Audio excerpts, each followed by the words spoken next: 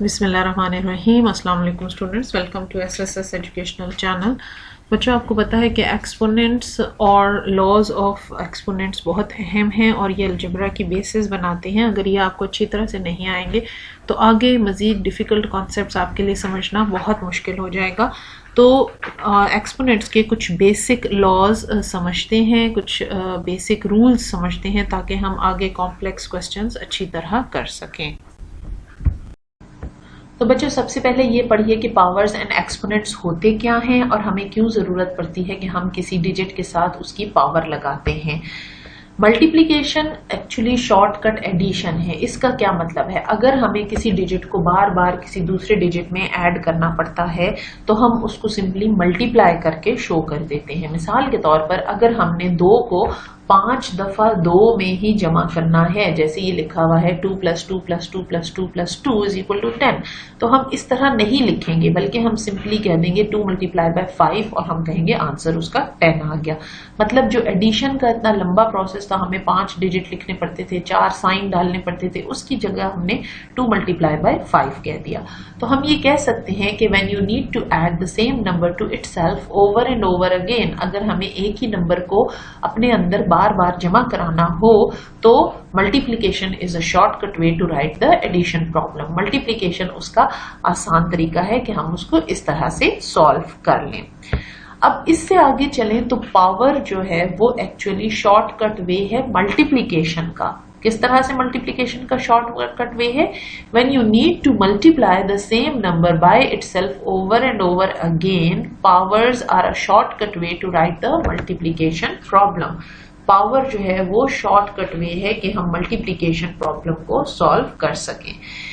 Instead of multiplying 2 × 2 × 2 × 2 × 2, अगर हमने 5 दफा 2 को मल्टीप्लाई करना है और उसका आंसर हमने 32 लिखते हैं, जाहिर है, तो उसके बजाय हम आसानी से यूं कह सकते हैं 2⁵ और उसका आंसर भी 32 होगा। अब अगर आप गौर करो तो हम ये इमेजिन करें कि ये 2 है और यहाँ पर एक छोटा सा 1 है, ठीक है, जो इसकी पावर है। तो हम इन पावर्स को प्लस करते हैं, 1 + 1 2 + 1 3 +1 4 एंड +1 5। जितनी दफा 2 होगा उतनी उसकी पावर आ जाएगी और वो हम इसका पावर लगाकर इस तरह से कहेंगे और इसको पढ़ेंगे भी इसी तरह कि 2 इसकी बेस कहलाएगी और 5 इसकी पावर कहलाएगी। ठीक है, तो 2 को अगर हम 5 टाइम्स 2 से ही मल्टीप्लाई करेंगे तो उसको हम 2⁵ भी कहकर लिख सकते हैं। इसका मतलब ये हुआ कि 2 की पावर 2 जब हम कहते हैं या 2² कहते हैं तो एक्चुअली वो 2 × 2 है। इसी तरह अगर हम 2 की पावर 3 कहते हैं या 2³ कहते हैं, क्यूब 3 को हम क्यूब भी कहते हैं, तो 2³ कहते हैं तो वो एक्चुअली 2 × 2 × 2 है विच इज इक्वल टू 8। ये कॉन्सेप्ट आपने क्लियरली समझ लेना है। कॉमन मिस्टेक आमतौर पर जो बच्चे करते हैं वो ये है कि वो ये समझते हैं 2⁵ का मतलब है कि 2 × 5 विच इज नॉट करेक्ट, ये गलत है। इसी तरह ये समझना कि 2⁵ 10 के बराबर है, ये भी गलत है। 2⁵ 10 के बराबर नहीं है बल्कि वो 2 × 2 × 2 × 2 × 2 = 32 के बराबर है। ये एक कॉमन मिस्टेक है जो अलजेब्रा शुरू करने वाले बच्चे अक्सर करते हैं। -2 की power 4 is not equal to -2 4। क्यों इस तरह से ऐसा होता है? ब्रैकेट्स के अंदर अगर साइन है तो वो हम और तरह सॉल्व करेंगे और ब्रैकेट्स के बाहर अगर साइन है या बगैर ब्रैकेट्स के साइन है तो उसको हम और तरह सॉल्व करेंगे। Without the parenthesis, +2 is multiplied by itself 4 times, then the answer is negative. With the parenthesis, -2 is multiplied by itself 4 times, then the answer becomes positive. देखो बच्चों, यहाँ पर माइनस अलग से साइन आप समझें और समझें कि 2 की खाली पावर 4 है। जब 2 की पावर 4 के साथ हम मल्टीप्लाई करेंगे तो हमारे पास 32 आएगा। माइनस साइन अपनी जगह पर मौजूद है, वो -32 ही लगेगा। लेकिन अगर -2 ब्रैकेट के अंदर है और उसकी होल पावर 4 है तो इसका मतलब है -2 × -2 इज इक्वल टू +4, फिर -2 × -2 दोबारा जब हम 4 दफा करेंगे तो हमारे पास आंसर +32 आ जाए। यानी ये जो लेफ्ट साइड पर लिखा हुआ है जिसके बाहर माइनस डला है और वो 2 के साथ ब्रैकेट के अंदर नहीं है, तो इसका आंसर -32 आएगा। जबकि जो ब्रैकेट के अंदर साइन है और इसकी होल पावर 4 है, तो इसका आंसर +32 आएगा। इसको अगर अब हम वैल्यू डाल के आपको समझाएं तो आपके लिए ज्यादा आसान हो जाएगा। क्यों ऐसा होता है? -2 ब्रैकेट के बाहर है और होल पावर 4 है, तो इसका मतलब है कि -1 को आप यूं समझ लें कि जैसे ये -1x, ये एक अलग से माइनस का साइन के साथ नंबर लगा हुआ है और ये +2 की पावर 4 है, तो -1 समझ लें आप। ये माइनस का साइन जैसे कि -1 है, ये अपनी जगह मौजूद है, इसको कोई फर्क नहीं पड़ेगा। और 2 × 2 × 2 × 2 का आंसर जब 16 आ जाएगा, तो फिर उसको हम माइनस के साथ मल्टीप्लाई करेंगे तो आंसर -16 आ जाएगा। The 1 and the positive sign are invisible. यहाँ पर ये माइनस लगा हुआ तो है और इसके साथ 1 भी मौजूद है, लेकिन वो नजर नहीं आ रहा। Anything multiply by 1 is anything. जो भी चीज 1 के साथ हम मल्टीप्लाई करेंगे उसका आंसर 1 ही आएगा। सो अगर हम -1 के साथ मल्टीप्लाई करेंगे तो उसका आंसर माइनस में ही आएगा। जबकि दूसरी तरफ अगर आप देखें ब्रैकेट के अंदर -2 है, तो इसका मतलब है -2 मल्टीप्लाई बाय -2। यहाँ पर दोनों माइनस माइनस मल्टीप्लाई होंगे तो आपको पता है कि प्लस हो जाते हैं। -2 मल्टीप्लाई बाय -2 दोबारा, तो फिर ये भी प्लस हो जाएंगे और आंसर +16 होगा। मल्टीप्लाई द नंबर्स, यहाँ पर आप करके देखें तो first negative into second negative positive हो जाएगा, फिर पॉजिटिव प्लस थर्ड नेगेटिव दोबारा नेगेटिव होगा, लेकिन जब थर्ड नेगेटिव को हम फोर्थ नेगेटिव के साथ मल्टीप्लाई करेंगे तो आंसर दोबारा पॉजिटिव आ जाएगा। तो बच्चों, अभी तक की वीडियो में आपने ये पढ़ा कि पावर की हमें ज़रूरत क्यों पड़ती है, x² का या x³ का क्या मतलब है, और हम क्यों मल्टीप्लिकेशन को तफसील से लिखने के बजाय उसकी जगह पावर यूज़ करते हैं। अब आगे इस वीडियो में आप ये पढ़ेंगे कि लॉज ऑफ एक्सपोनेंट क्या होते हैं, प्रोडक्ट लॉ क्या होता है, कोशेंट लॉ क्या है, पावर ऑफ पावर का क्या मतलब है।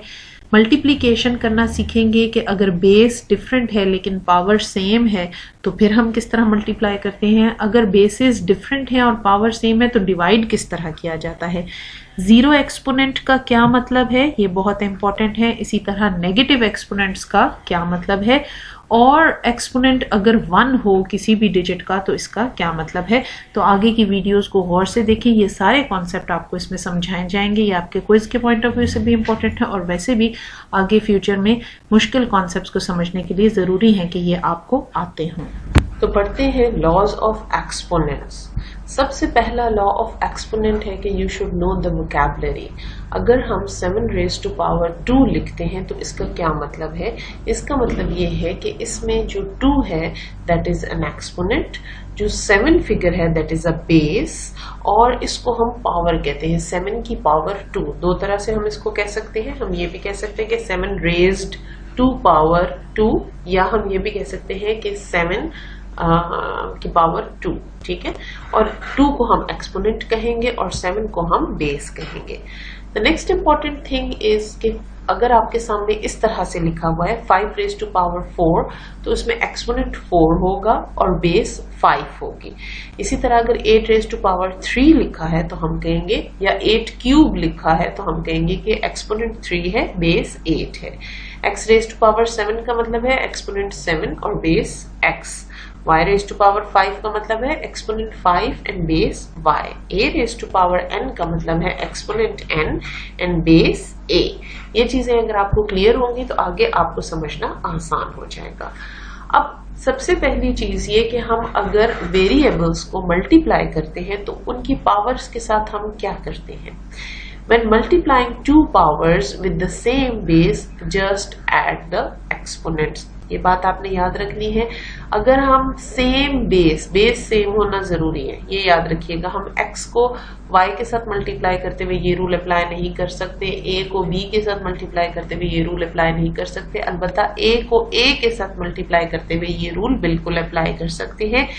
a raise to power m and a raise to power n को जब हम आपस में मल्टीप्लाई करेंगे तो इनकी पावर्स हमेशा आपस में प्लस होंगी। ये याद रखिएगा, पावर्स कभी भी आपस में इस सूरत में मल्टीप्लाई नहीं होंगी। और कुछ सूरतें हैं जिनमें पावर मल्टीप्लाई होती है, वो आपको बता देंगे।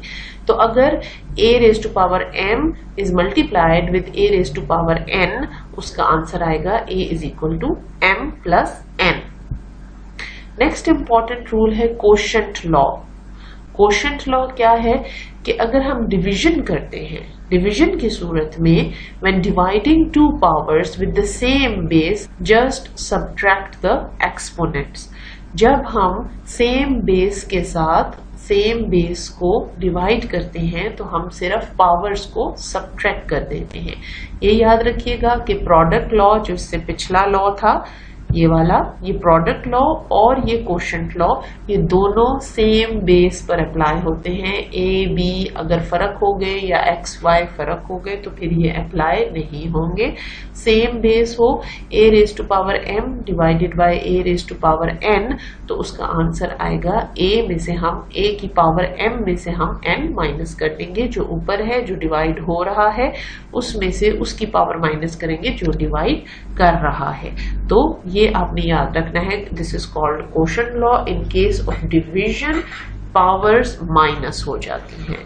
नेक्स्ट आ जाते हैं जी आपका important power law. Power law क्या है? पावर लॉ ये है कि अगर a की पावर m है और फिर उनकी होल पावर n है, तो फिर ये सिर्फ ये सूरत है कि इसमें हम पावर्स को मल्टीप्लाई करेंगे। ये इससे फर्क है जो आपने पहले प्रोडक्ट लॉ देखा था, वहां पर यहाँ पर a raise to power m और a raise to power n था और इस वजह से a की पावर m प्लस n हो रही थी। लेकिन यहाँ पर आप देखें पावर लॉ में a की पावर m है और फिर इनकी होल पावर n है। ठीक है, to simplify any power of power simply multiply the exponents. इस सूरत में अगर पावर की पावर आ रही है तो फिर हम पावर्स को मल्टीप्लाई आपस में कर सकते हैं। a raise to power m n, यानी m और n आपस में मल्टीप्लाई हो रहे हैं। जस्ट इमेजिन करें कि यहाँ पर a की पावर, जस्ट इमेजिन करें कि यहाँ पर a की पावर 3 होती और यहाँ पर n की जगह 4 होता, तो हम 3 और 4 को मल्टीप्लाई करते और फिर a की पावर 12 आ जाती। ये आपका पावर लॉ है। इस सूरत में अगर पावर की पावर है तो फिर हम उसको आपस में मल्टीप्लाई करेंगे। नेक्स्ट आ जाता है पावर्स विद डिफरेंट बेसिस। ये तो अभी आपको 3 लॉज बताए थे जिनमें बेसिस सेम थी। अगर बेसिस डिफरेंट हो तो फिर क्या करेंगे? पावर्स विद डिफरेंट बेसिस में हम ऐसे लिख सकते हैं a की पावर n और b की पावर n, लेकिन पावर एक है, मतलब पावर सेम है, तो हम ऐसे लिख सकते हैं कि a मल्टीप्लाई बाय b और उनकी होल पावर आ गई n। ठीक है, अगर बेसिस डिफरेंट है मगर पावर सेम है तो हम इनको ऐसे कंबाइन करके लिख सकते हैं। कई दफा हमें क्वेश्चन सॉल्व करने में, एक्सप्रेशन को सिंप्लीफाई करने में ये रूल बहुत हेल्प करता है। ये आपने याद रखना है। अगर पावर सेम है लेकिन बेसिस डिफरेंट है, a और b तो डिफरेंट है लेकिन n दोनों की पावर n ही है, तो हम a multiply by b whole power n करके लिख सकते हैं। पावर्स विद डिफरेंट बेसिस लेकिन उनकी पावर सेम है, तो हम इसी तरह से dividing different bases can't be simplify unless the exponents are equal. इसी तरह अगर उनकी बेसिस डिफरेंट है लेकिन पावर सेम है तो फिर हम इस तरह भी लिख सकते हैं, a divided by b whole power n भी कर सकते हैं। कई दफा हमें जब वेरिएबल्स की जगह नंबर होते हैं तो हमें सॉल्व करने में ये बहुत हेल्प करता है। ये 2 रूल आपने याद रखने हैं कि एक, हम अगर पावर्स सेम है, वेरिएबल्स डिफरेंट हैं, तो हम उनको इकट्ठा लिख सकते हैं। इसका मतलब ये है a raise to power n b raise to power n is equal to a multiply by b whole power n। और इसी तरह a raise to power n and b raise to power n divide हो रहे हैं आपस में, तो ये दोनों बराबर होंगे a डिवाइडेड बाय b और होल पावर n। नेक्स्ट हमारा रूल है कि अगर किसी का एक्सपोनेंट 0 है तो उसकी वैल्यू क्या होगी, ये आपने याद रखना है। कभी भी x की, y की, z की, a की किसी भी वेरिएबल की पावर अगर 0 है तो that is always equal to 1। A non zero base raised to a zero exponent is equal to 1। x की पावर अगर 0 है तो वो हमेशा 1 के बराबर है, b की पावर अगर 0 है तो वो हमेशा 1 के बराबर होगा। इसी तरह a raise to power -n अगर आ जाए, ये आपको बाकी फिजिक्स वगैरह की वीडियोस में भी बार बार बताते रहे कि अगर पावर माइनस में है तो उसका क्या मतलब है। अगर पावर माइनस में है तो उसका मतलब है 1/a raise to power n, यानी एक्चुअली माइनस पावर का मतलब ये है कि ये पूरा जो पावर है बेस समेत ये डिवाइड हो रही है। A non zero base raised to a negative exponent is equal to the reciprocal of the base raised to the positive exponent. ये जो लिखा हुआ है शायद आपको थोड़ा सा मुश्किल लगे, लेकिन यही बात कही जा रही है कि एक नॉन जीरो बेस है, a जो है वो नॉन जीरो बेस है, अगर उसकी पावर माइनस में है, उसकी पावर नेगेटिव एक्सपोनेंट है तो वो 1/a raise to power n के बराबर है। Simplifying powers, a power is in its simplest form when the laws and definitions of exponents cannot be applied further to simplify it। Simplifying powers हम कब करते हैं, जबकि हम मजीद उसको और कुछ भी सॉल्व ना कर सकें। For example 4 raise to power -3 is not the simplest form. अभी आपको बताया कि अगर किसी भी डिजिट की या किसी भी बेस की, वेरिएबल की पावर माइनस में हो तो इसका मतलब है कि वो एक्चुअली डिवाइड हो रहा है, 1/4 हम कर देंगे। तो 4 रेज टू पावर -3 का मतलब है 1/4 रेज टू पावर 3, और अगर आप उसको सॉल्व करते हो तो 4 multiply by 4 is equal to 8, then 8 multiply by 4 is equal to 64। तो इसकी सिंपलेस्ट फॉर्म 1/64 आएगी। ये बीच में एक स्टेप इन्होंने नहीं लिखा, आप यहाँ से समझ सकते हैं 4 रेज टू पावर -3 का मतलब है 1/4 रेज टू पावर 3, और जब हम उसको सॉल्व करते हैं तो 4 क्यूब का मतलब होता है 64। 4 multiply by 4 multiply by 4 is equal to 64।